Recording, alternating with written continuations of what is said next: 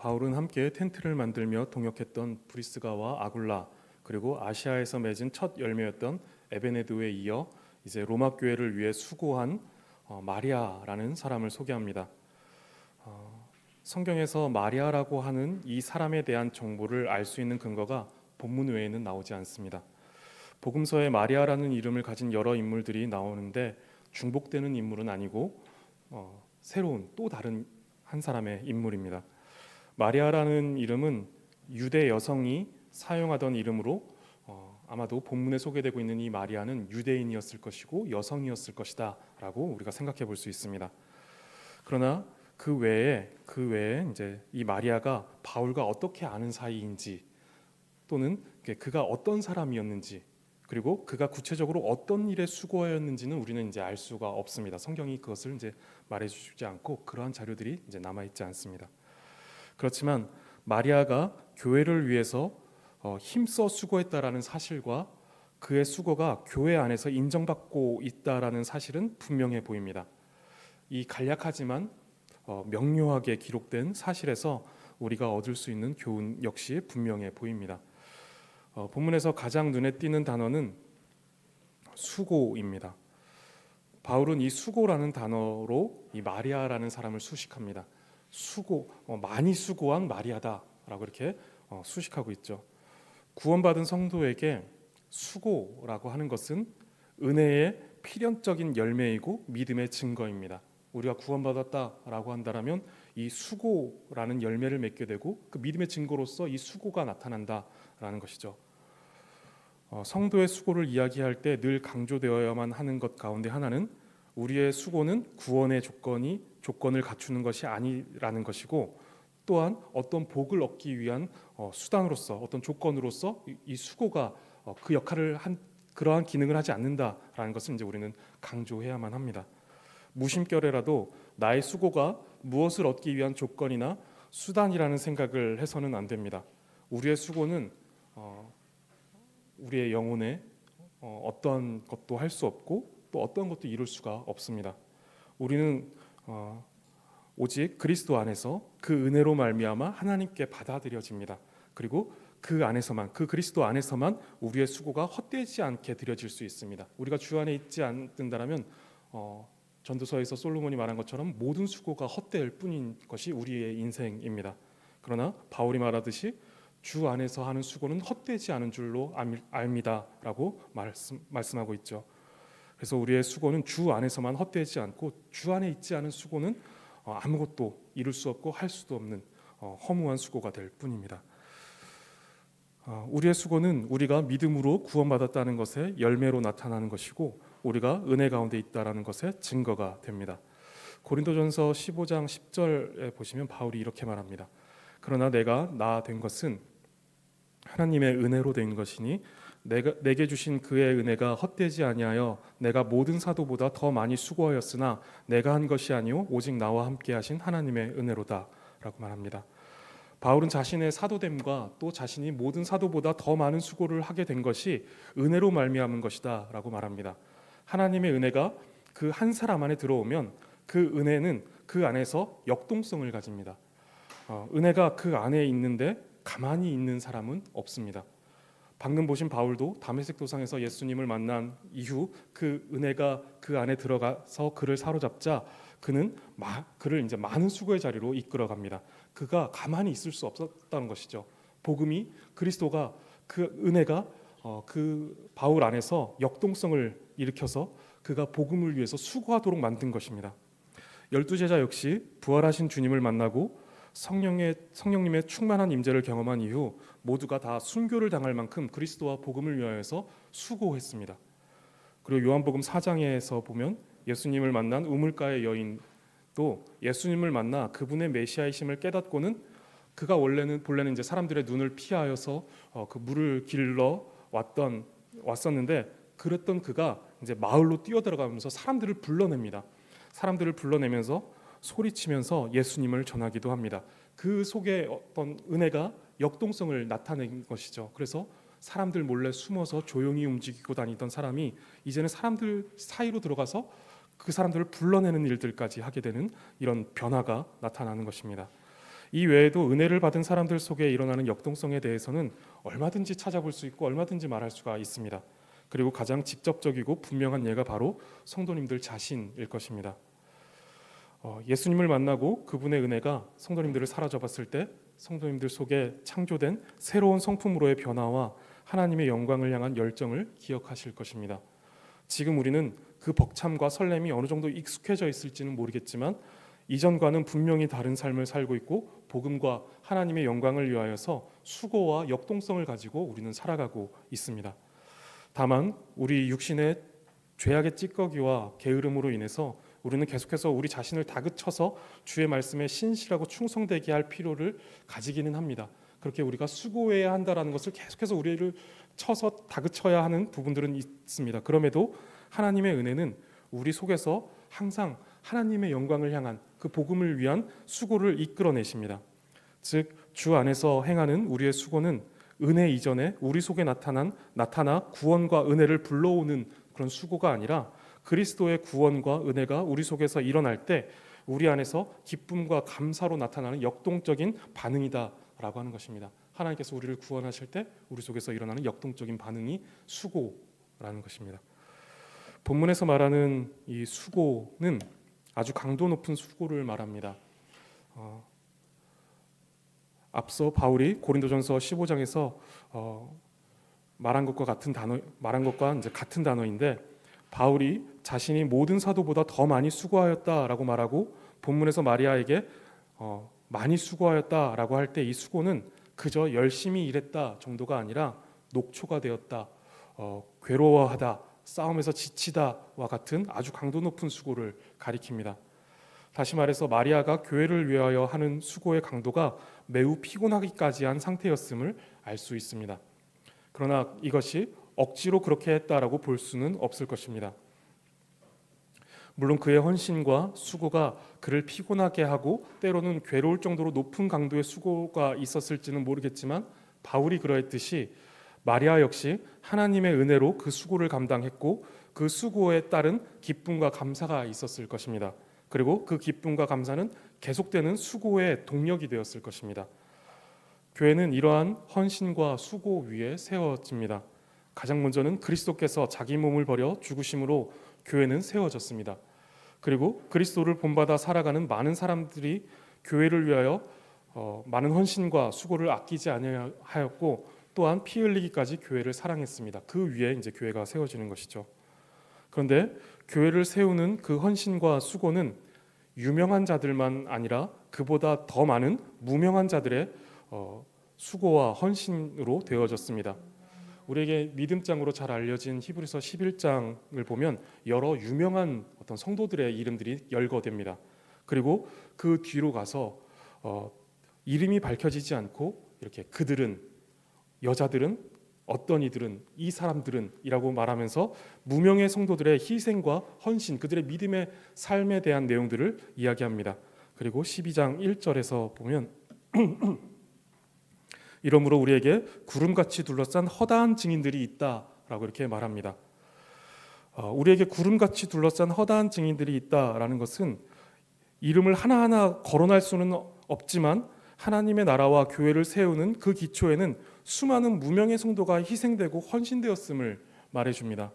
우리는 유명한 성도가 될지 무명한 성도가 될지 이것은 알 수 없습니다. 그런데 아마도 대부분의 이제 사람들은 그리 오래 걸리지 않아 역사 속에서 그 이름이 잊혀져 버릴 것입니다.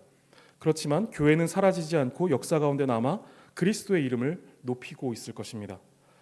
그 교회는 궁극적으로 그리스도의 희생과 죽으심에 근거하여 존립하지만 그리스도를 따르는 수많은 성도들의 희생과 헌신이 교회가 세워지는데 그 밑거름이 되어질 것입니다. 그때 유명한 성도도 있겠지만 수많은 그 유명한 성도보다 훨씬 더 많은 무명의 성도의 희생과 수고가 그 아래 있는 것입니다. 양화진 선교사 묘지에 가면 선교사들의 무덤이 있는데 그 양화진에는 이제 약 400구의 정도의 이제 시신이 매장되어 있고 그 중에 선교사와 그 가족의 시신이 145구 정도 된다라고 합니다. 이곳에 묻힌 145명의 선교사도 우리나라에 들어와서 하나님의 복음을 전하고 복음의 일들을 행하셨던 선교사님들의 극히 일부이겠지만 이곳에 묻힌 이 선교사님 가운데 우리가 알고 있는 선교사님들은 얼마나 될까요? 그 수많은 선교사님들 가운데 그 중에서 그 양화진 묘지에 묻히신 분들 중에 우리가 그 이름까지 알고 있는 분들이 몇 분이나 계실까요? 있을까요? 10명의 이름은 알고 있을까요?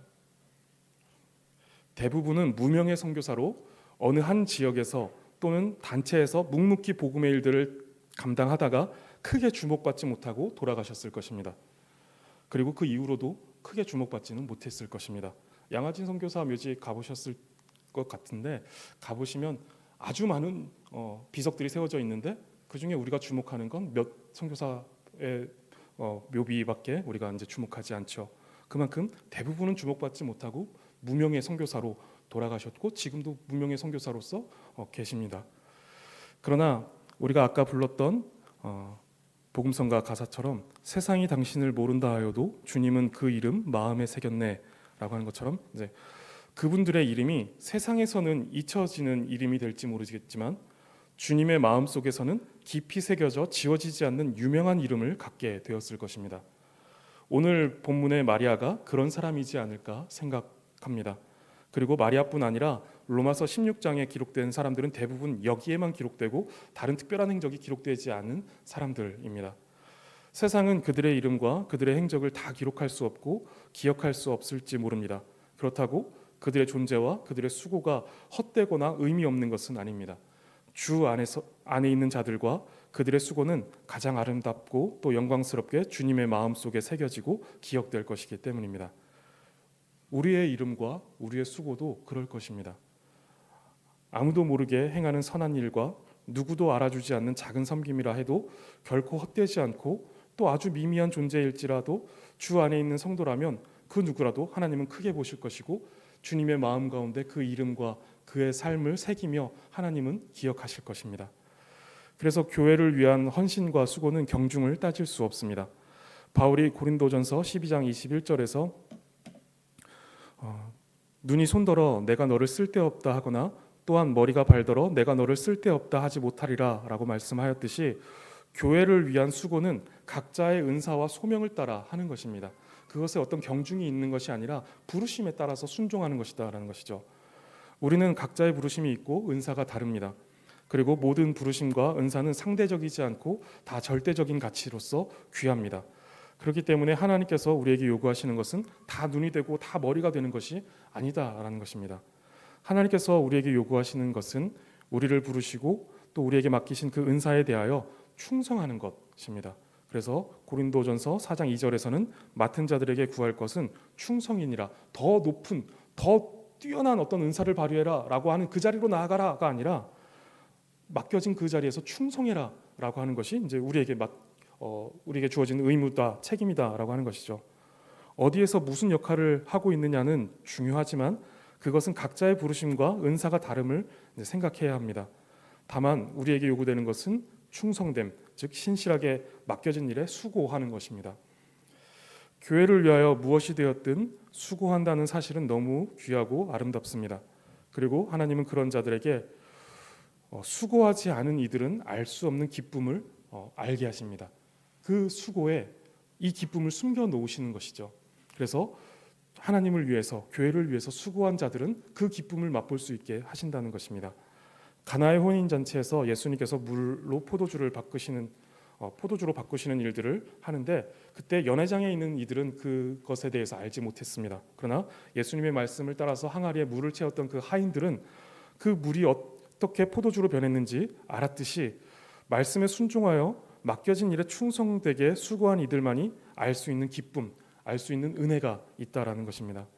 마리아는 어떤 수고를 많이 했는지 정확히 알 수는 없지만 고된 수고를 통해 로마 교회를 섬기는 사람이었습니다. 또한 크게 알려지지 않았지만 바울이 칭찬할 만큼 성실하게 그리고 꾸준하게 수고한 무명의 헌신자 가운데 한 사람이었습니다. 그리고 우리가 본문에서 이 마리아의 수고의 방향을 주목할 필요가 있습니다. 본문에서 바울은 너희를 위하여 많이 수고한 마리아다라고 이렇게 말합니다. 너희를 위하여. 로마 교회를 위하여 수고했다라는 것이죠. 마리아는 로마 교회를 위하여 이름 없이 빚도 없이 묵묵히 고된 수고를 감당했습니다. 교회의 각 지체는 주어진 은사를 따라 교회의 유익을 위해 서로를 섬깁니다. 그것이 교회의 지체로서 은사를 받은 자들의 책임입니다. 칼빈은 하나님께서는 우리 모두를 교회의 유익을 위해 서로에게 맡기셨다. 우리 각자를 교회의 유익을 위해서 서로가 서로에게 맡겨졌다라는 것이죠. 서로를 섬김으로 인해서 교회를 세워가는 일들을 하게 하셨다는 것입니다. 그러면서 또한 칼빈은 이렇게 말합니다. 은사를 사용하는 가장 중요한 목표는 교회의 유익이다라고 말합니다. 교회 안에서 나타나지 않는 어떤 재능, 힘, 능력, 이것은 은사라고 볼 수가 없다라는 것이죠. 은사라고 한다면 마땅히 교회 안에서 나타나야 되고 교회에 유익을 끼칠 수 있어야 한다라는 것입니다. 아무리 병을 고치고 어떤 능력을 행한다 하더라도 그것이 결국은 자기를 위해서 행하고 있는 것이다라면 그게 은사로서 발휘되고 있다라고 볼 수 없다라는 것이죠. 골로새서 2장 19절을 보시면 온 몸이 머리로 말미암아 마디와 힘줄로 공급함을 받고 연합하여 하나님이 자라게 하심으로 자라느니라. 교회는 머리 대신 그리스도로 말미암아 서로 연합되어 자라갑니다.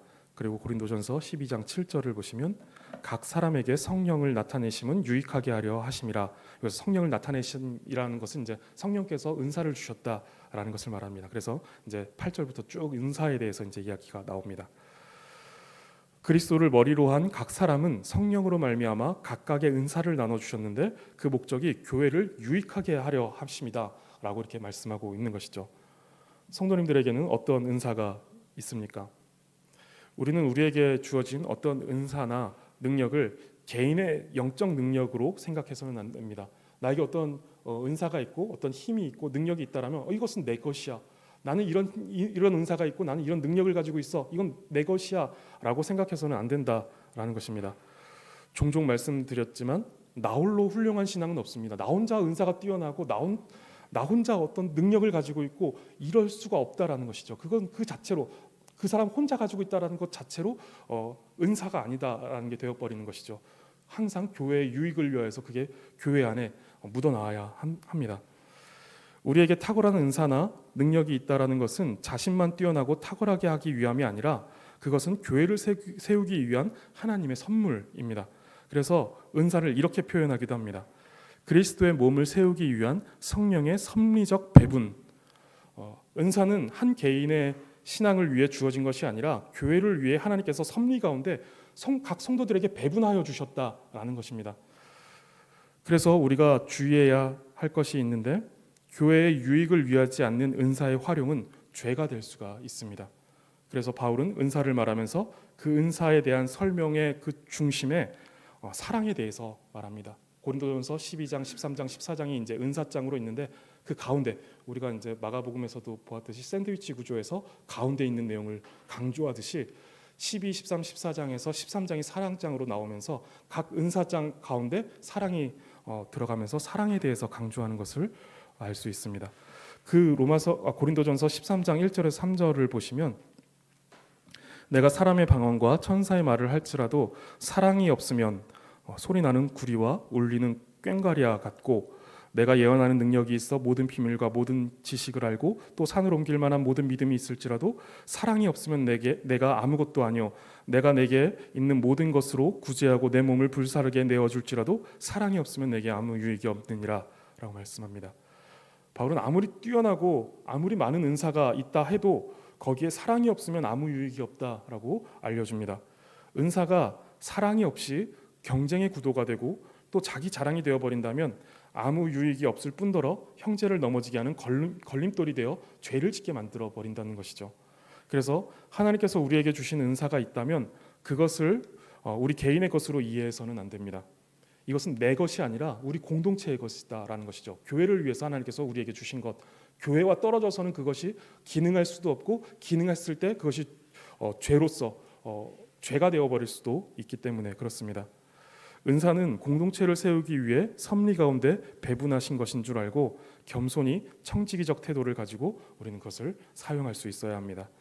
아무리 뛰어난 은사라고 해도 교회를 위해 사용되지 않으면 아무 쓸모 없이 굴러다니는 돌멩이가 될 뿐이지만 아무리 소소해 보이는 은사라고 해도 교회를 위해 사용되면 그리스도의 몸된 교회를 세우는 한 모퉁이의 벽돌이 되어지는 것입니다. 어떤 은사를 가지고 또 어떤 수고를 하고 계십니까? 성령님께서 주신 은사를 가지고 주의 몸된 교회를 위하여서 많이 수고하시기를 바라겠습니다.